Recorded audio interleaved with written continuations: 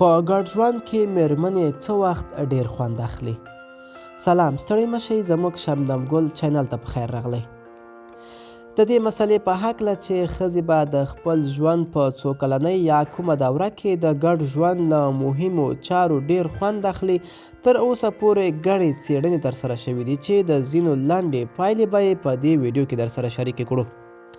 د امریکا په متحده ایالاتو کې په اړوند یوه څېړنه وایي چې مېرمن د خپل ژوند په نیمایي کې یعنې د 30 کلنۍ وروسته د ګډ ژوند له مهمې چارو سم خوند اخیستل پیل کوي. په دې څېړنه کې د دې پایلې لپاره څو دلایل بیان شوي چې په همدې ویډیو کې درسره شریکوو. لومړی، د 30 کلنۍ نه وروسته ډېرې جوړې په دې کار نور ښه تجربه ترلاسه کړې وي. تجربه انسانان بېلابېل شیان ورزده کوي. یو سبب هم همدا ښودل شوی چې د دې عمر لرونکې جوړې تجربه لري او دا کار په خپله طریقه سرته رسوي. په بل دلیل کې راغلی دی چې په دې سن کې ډېری جوړې ښه اقتصادي حالت لري.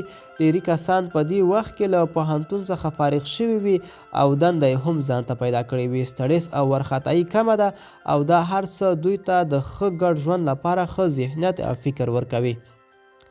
په بل دلیل کې هم ویل شوي دي چې په دې سن کې جوړې نور هیڅ ډول ویره نه لري.